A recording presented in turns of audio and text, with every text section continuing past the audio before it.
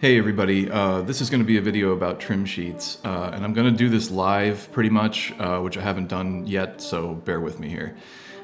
So trim sheets are a really powerful tool if you're an environment artist, or really, a CG artist of any kind. And what they do is allow you to add a ton of detail to a scene really quickly. And they're great for sort of filling out backgrounds and establishing styles because you're going to be repeating the same kind of details over and over again, so it makes environments really cohesive. And so we're going to go over just the process of how to set this up in Blender, bring it to Substance Painter, and generate those textures that we're going to use all over a level. So this is obviously having to do with the project that I've been making videos about recently, and this is one of the trim sheets I created for that project, and I'm going to sort of use this as the example here. So basically the first step is sort of to think about, what elements you're going to want. And for this trim sheet, I knew it was just all going to be these little hardware modules. What I did here was basically sort of plan out. You can see that these are basically like 10 centimeter ones, 30 centimeter ones, just kind of rows, figuring it out. A lot of these are machines, but some of them are sort of like panel, sort of panel trim for walls and stuff like that. And so I usually just sort of think about like, okay, what are the dimensions that I want to use? I also left a ton of space. I thought I would need more stuff here, but the bottom like 2/3 of this sheet are blank. So what we're doing here is, I took a plane to start this, and I'll show you basically here, Shift A, add a plane. And I used a solidify modifier that I think was like 20 centimeters thick or something like that. And then I just threw a bevel on it just to have that there. 2 segments, not that big. Just to have all that on there. So every time, and then I would basically just go in and like cut off a piece, just do this. Obviously snapping with this guy up here, so snapping to increment and sliding this edge around so it was exactly as big as I wanted it to be, and then just taking the face and doing P, separate selection, and now I got my row, right? And then I would go in here and just kind of break this down into as many pieces as I wanted, and there you go. I like the process of like splitting things up when I'm modeling with like hard surface stuff, because it's just like so much easier to control topology and booleans and stuff if you break these apart into little pieces, and then kind of put them back together later. So you're modeling, you're doing your high poly here. This is the same as a high poly game asset. It's just just this big brick of stuff. And what you want to do when you're doing this is keep the tops, pretty close to like 0 on the z-axis, because we're going to be adding a low poly, which is just a plane to this, and baking the high poly detail onto the low poly plane in Substance Painter. So kind of keep things here. You can see that these go a little deep in some spots. And in Substance, we're going to be able to change, basically the ray distance of the baker, which tells it how far above and how far, into the surface do you want it to look for details when it bakes stuff out. So you can get away with like, this part here is like a fuse box or something. This is pretty deep, and like there's no way you're going to get like all that detail in there. But it works out fine, so you don't have to go super deep with these things or make them, details down that far, because you're just really not going to get much out of it. It'll appear in the trim sheet, obviously, but you're just not going to get that much. So yeah, I modeled out all these. I used a lot of reference for this. You can kind of tell, like, some of this is based on like stereo equipment from the 70s, nuclear power plant equipment. These are disk drives from an old Apple IIe. That's a VCR or maybe an early DVD player. More disk drives. This is basically a Super Nintendo here, an original Super Nintendo.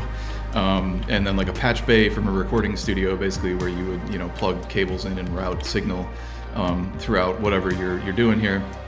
So yeah, all based on reference, kind of thinking about that retro sci-fi thing. So you got all your meshes here, and then the next really important step to this is actually to add what is called a clown map, or an ID map, material ID map. And that's because our low poly for this is literally just a plane, right? So if we're in Substance Painter and we want to be, sort of masking off materials that are going to go on each of these components, we can't select polygons, because the mesh we're working with is just a plane with nothing, no geometry on it except the 4 points that make it up. So what you're doing here is basically just thinking about like what are the materials you're going to use. And so you're setting up materials, just standard materials. You don't need to use nodes for this or anything, because what's important here is the color. So you're setting each of these just as a solid color. It's going to take that color information from the mesh when it bakes. We're going to bake this map down in Substance Painter so that we can say, all right, I want to make a mask wherever there's this yellow chrome. And that's where I'm going to put my chrome material in Substance. So I have a way to get down to a low level here without having the mesh information available to me in Substance. So this is a clown map, and you just need to make sure that all the material colors are distinct. And they do need to be, like, you wouldn't want to do a dark blue, and then one that's like just like a slight, shade like that. That's not going to be good, because Substance is going to be able to, it's not going to be able to tell the difference. And so we want to lay this out. So for everything you have here, it also forces you to think about, how you want to set this up. Like, what are the looks, and the sort of the main materials for all of this stuff. And I mentioned in the walkthrough that I started with that console.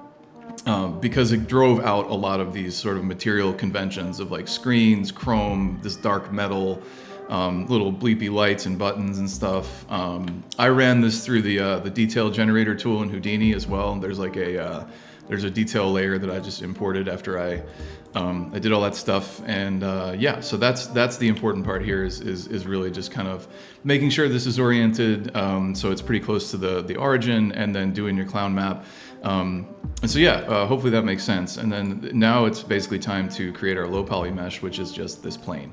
All you really need to do to this is just unwrap it. And what you want is a giant square. And that's going to be just the texture sheet. And we're going to bake all those details on in Substance. So then what we do is we basically select all of these, and we go to export, FBX, whatever you like. I usually use FBX if I'm not using USD. And we export that as our high poly mesh. And then we basically turn that off and just export this guy as a plane. So same deal, just export FBX, and that's your low poly. And then we'll head over to Substance Painter to do the rest, to do the baking and the texturing. All right, so here we are in Substance Painter, and we're gonna start making this trim sheet. This is the project I used for this. So obviously this is all textured already. This isn't gonna be like an in-depth texturing tutorial. It's mostly just the process, because again, there are great texturing tutorials out there, Substance for beginners, intermediate, advanced, whatever you want. Check out Wes McDermott. He's a great teacher. And so we'll start sort of the process for this, and then I'll go over some of the finer points, I guess. New project. Control N, choose your resolution. I usually start at 2K. You can change that later when you export. So you don't need to work at a super high resolution. You're going to select your low poly mesh, just your plane, and bring that in as your working mesh to the project. Then we're going to bake those details by going here to the Baker tab. By the way, whoever at Adobe made the little croissant for the Baker, good job. This is great. So over here in the baking tab, we're just basically we're gonna import our high poly mesh. So that's your hardware trim high. That was the first mesh we exported from Blender. I set this to 4096 because this is gonna get used everywhere, and I just want like really high quality maps, and it didn't like slow me down too much. So we load that in. We got our high poly mesh. This is where I was talking about basically, you want to keep the details on the high poly pretty close to the origin, but you've got some room here, and you can see now in Substance, this plane is moving around. So that's basically like, where does this thing start looking at it from? And the top and the bottom. So you can, if you bake and you get a bunch of artifacts, or you're just simply not seeing things that are like, I pointed that out being pretty low spot in general on this, like you can start bumping this up to sort of make it dig deeper down there.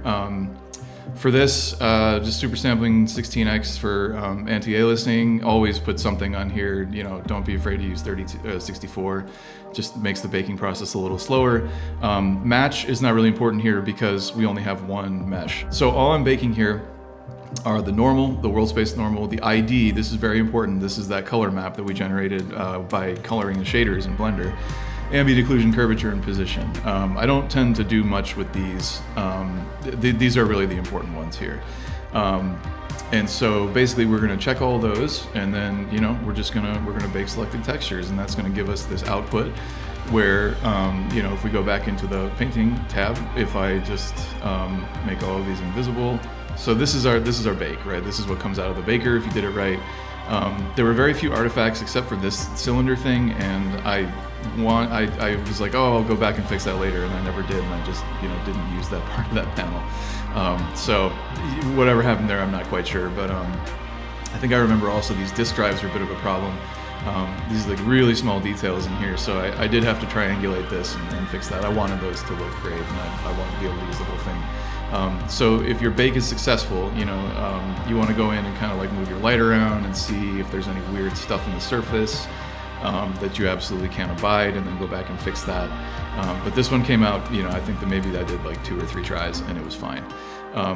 And so now, obviously, we're going to be mapping this out. And when I texture, I like to start by just sort of blocking out the textures that I'm going to use. So for example, we're going to use this clown map, this ID map, to start setting up these layers. So as an example, I'll make a new folder, call it demo layer.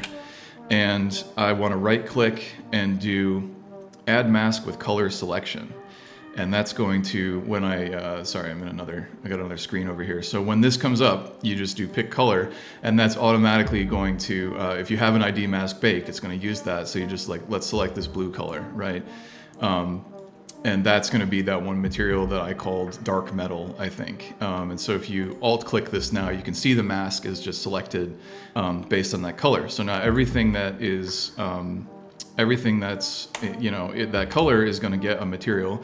And we'll put something weird on it so you can see it pretty obviously. This is like a weird jade material or something like that. And so yeah, anywhere that mask is, you're gonna get that material. So this is how you start blocking it out. And you obviously wanna do one of these materials for each of your, the things you made in the ID map, and you will start being able to see textures come up. For this trim, I used a trim to make it trim. So I had this other, this emissive trim sheet, which I just basically I used the reference of the consoles that I did with like a photo bash, ran it through Midjourney to make it look like someone competent made the image, because I'm terrible at painting and drawing. And then I used just that image to say, to give it a prompt of like, give me an orthographic view of a bunch of screens that look like this reference, and it just popped that out, which was super easy to do, because this would have taken me months to make a sci-fi UX like this. Like somebody like Ash Thorpe or somebody who's awesome at that stuff has, tools to make that easy for them, but I don't. And so this was super helpful. And for this one, I basically just threw the this into a a triplanar projection, so that I could just like move it around with the little gnomon thing. And so this is like, I basically just went through and like did that until, you can see this one moving, did that until I was happy with what it landed on. And that was that process. I wanted to make it sensible, like intentional, not just like anything, but I just kind of moved this around until I saw something I liked and did that. So by the way, let's talk about the export. So Control-Shift-E to export. We're going to use this Unreal Engine 4 Packed, which is basically, let's look at it. So Unreal Engine 4 Packed is going to pack your ambient occlusion, roughness, and metal maps into one image. And this is great for, condensing the texture lookups in Unreal, and like, it's a very performant format for games. So I use this a lot, and this is what I used as the export preset here. So like, this is going to be, you're going to be using this to color a mesh, basically like a whole mesh. And we're going to talk in a second about like a trim sheet that's only normals to add like panel details and stuff. But this is obviously kind of a different thing here. So let's go back into Blender and look at how to apply this to some assets once we've exported all our maps from Substance Painter. Okay, so back over to Blender to sort of now start working with this trim sheet that we exported. First thing I'm going to do is set up the shader. I'm not going to spend time on this either, because this is going to end up in Unreal Engine. If I were rendering this in Cycles or Eevee, I would actually take time to make a shader, but here all I'm doing is setting this up so that I can see what I'm doing when I start to add the trim sheet to assets. So all I did was import those maps that I generated. It's a base color, it's an emission, because this also had an emission channel in Substance. It's that combined, that combined map here with the roughness, occlusion roughness metallic one, and a normal. So that's all set up. and I just have a simple cube here. I'm gonna basically just scale this on the z-axis down to something some kind of shape I know is gonna basically fit nicely in terms of like aspect ratio, basically with those UVs that I generated, the 10 centimeter ones, the 30 centimeter ones, all that kind of stuff. So what we're gonna do here is make sure you apply scale. Lots of problems come from not applying scale. Your bevels will look weird, the UVs will look weird, etc. So when you scale something in object mode, not in edit mode, make sure you apply things like scale and rotation. So let's get one of these things up here. This is fine. All we're doing is we need to see like where our UVs are going, and it's a little hard, for example, if you're looking at like the base color map, there's not a lot of definition. You can find it. Yeah, it's hard to see where things end. Like you kind of want to know where the individual objects are. So when you're doing this, find a map. The normal usually works pretty well too, to really see like where you're going to be placing this texture. So I'll actually use this ORM map. It looks good. So yeah, we're just gonna go into edit mode. We'll just select the edges that are here and do a little mark seam, and then select all with A, U, unwrap. And this looks terrible because I only really UV'd one face, and I did this for all those assets, right? Like you're never gonna see this stuff, so like even though it's a cube, just forget about it.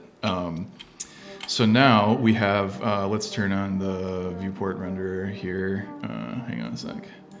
All right, let's turn on viewport rendering here so that we can see what we're doing. So we're just gonna take this face and go back to our UV editor and start moving it around. So if I move it up, you're gonna see that it's starting to, so this is just UVing. So we're gonna move this around and just kind of find a thing that looks cool. And like, it's also not a hard and fast rule that you need to be like, okay, well, I made this trim sheet and this thing is just one asset here. So it has to begin and end right where that asset is. You don't need to do that. You can just like kind of what I did a lot, honestly, and what I do a lot of the time is just kind of move this around until I see something cool.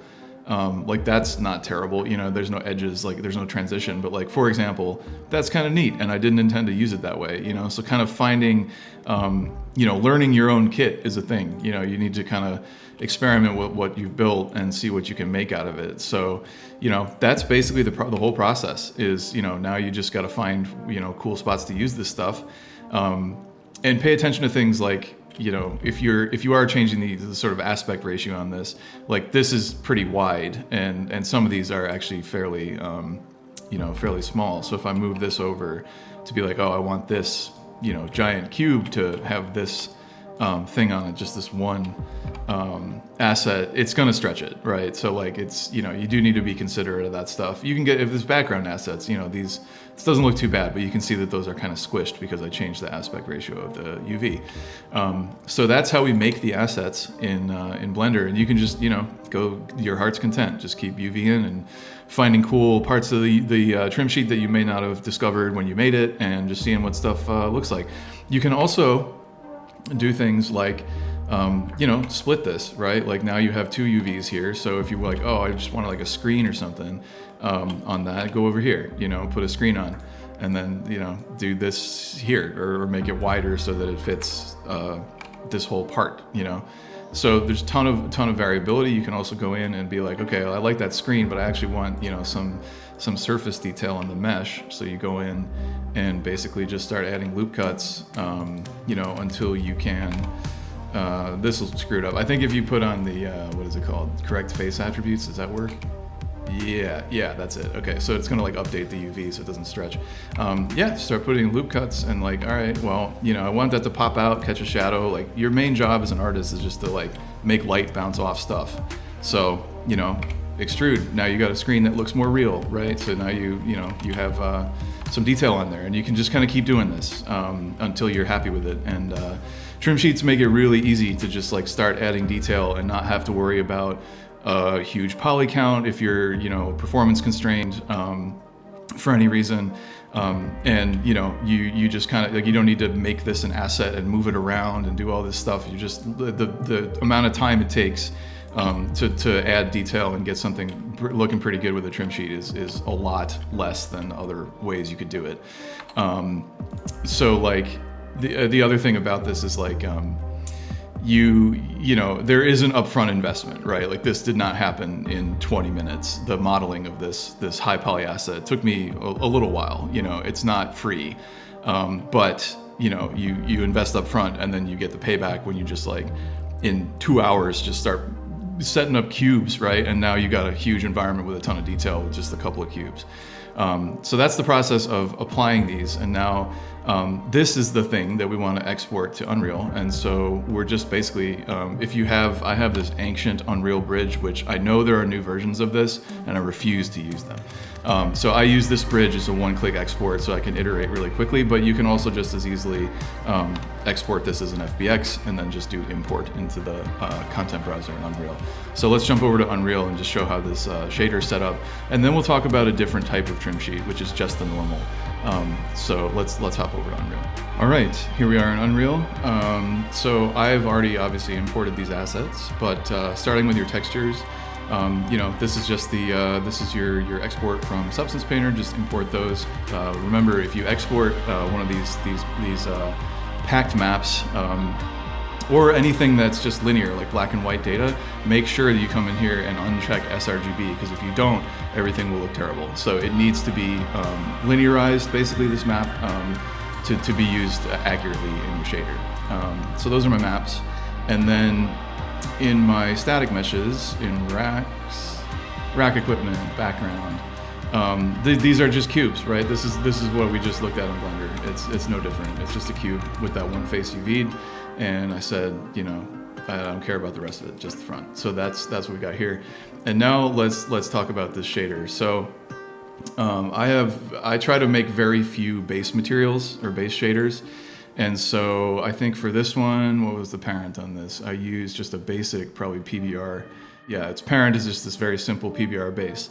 So this is a really easy shader to set up and instance. So what this does is just, this has an option to use this next kind of trim map we're going to use, but that we're going to talk about. But basically, in here, it's as simple as just setting up a base color node, dropping in your base color map, emission, do the same, occlusion roughness metallic, do the same thing, and you know, plug them into where they're supposed to go based on the channels. Put your normals in. Don't worry about this stuff. Like, all you really need to make this shader is those texture sampler 2D things. So base color, emission, ORM, normal for this. And then we make an instance so that we don't have to, you know, I see way too many people just making a material for every single thing versus creating a base shader and instancing off it, which is absolutely the way to go. So this is just set up, you know, we expose all those things as parameters. The maps and the adjusting things that you want to do expose as parameters, and now all you got to do is just, you know, click and drag stuff into here versus like doing this again, you know, like I don't understand why people do that, but I guess whatever makes you happy. So this is simple, right? This is just a PBR shader, put it on there, then we apply that to our mesh, and there you go, that's that. So let's talk a little bit about this other type of trim, which is more just like a normal detail trim versus having like an entire set of textures on it. So for that, I'm gonna jump back into Blender and talk about how I made that. So here we are back in Blender, and this is the other sort of like mesh-based trim sheet, as in not the emission one that's just color. And so the same process, right? You can see that I did it exactly the same way here. So we got our plane extruded, and we make all these pieces. And so what I'm thinking about here is basically, you know, where I have a tiling material, as in it's just the one material on like a wall panel or a beam or something like that. You know, what do I want to add to make that interesting, while basically retaining the properties of the rest of the material, right? So if you have like, you know, this like black metal that I used everywhere, you're basically saying, okay, I'm gonna use that black metal. It's not really gonna have any other, you know, materials, let's say colors on it or whatever. But I don't want it to be flat, and like I also don't want to have like, you know, I don't want to commit to having like one set of normal maps for that thing to be applied to everything. I want to be able to sort of add that level of detail as I see fit. So this process is exactly the same. We just model and model and model until we can't stand it anymore, and then we export high poly, export low poly, still just our plane, and we throw it into Substance Painter. And the only big difference for this one is that I basically just baked, I baked this down onto the plane, and I exported only the normal and the ambient occlusion map from Substance, because this doesn't need color data, it's just surface information to sort of fake geometry. So those are the only two maps that I exported. Now, the thing that's very different about this approach is that you actually need to do this the way that I did it. You need a second set of UVs, because your primary set of UVs is going to be on your tiling material, as in bricks or steel or whatever you want. And so that's just going to take the normal information from that texture and display it. So how do you get the normals to come out where you want them? And that is a very simple thing to do. And I'm going to switch over to the project where I actually started making these assets and show you how to do it. So here we are back in this project where I was making some of these kit assets for the ceiling. There's a bunch of them in here, but this is a good example. So the first thing again that I do is set up the shader so I can see what I'm doing, not for it to look good.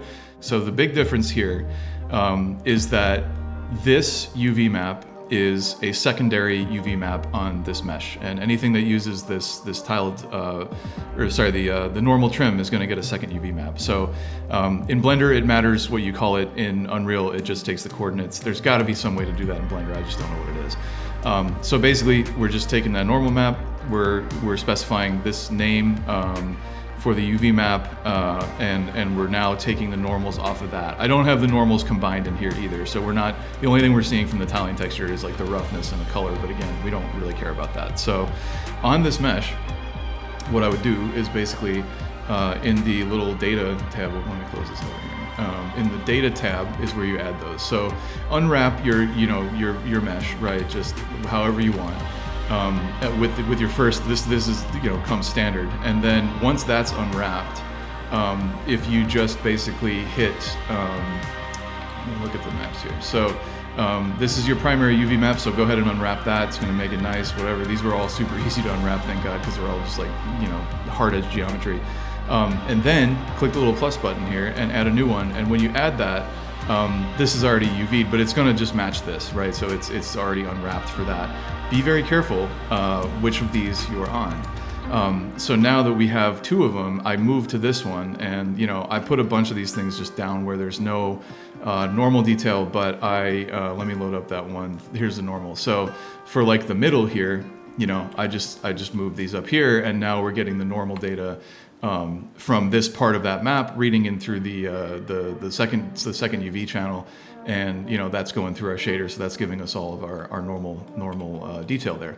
So then obviously the next step, once you've UV'd these, is to get them into Unreal, and let's jump over there and show the rest of that shader that I used for the trim sheet that has the option to turn on that like extra detail layer. So here I am back in Unreal, and this is the mesh we were just looking at in Blender. Obviously it has the shader applied here, and I'm still just using this one base shader for all these things. And I'll show you what I needed to add to this to get this to use the trim sheet in addition to the tiling material. So the important part here is that you use a texture coordinate with index of 1, and that means that your tiling material is on the 0th or first UV set that you had, that one like standard UV map thing in Blender.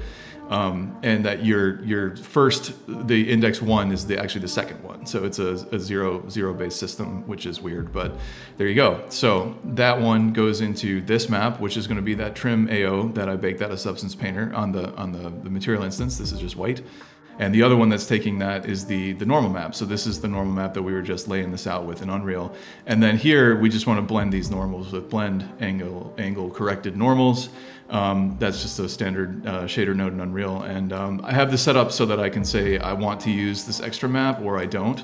And I can say I want to use the AO trim only for some reason, or the normal, or both. And so if I use this material, like for this one, this is the same base material. I chose not to use these, right? Because this is a trim sheet by itself.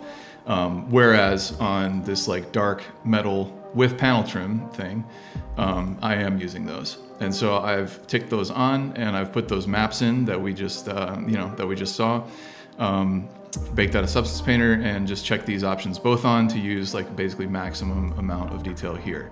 So yeah, that's kind of all about trim sheets. Hopefully this wasn't too much of a ramble, and hopefully it's helpful for some of you. And thanks for watching.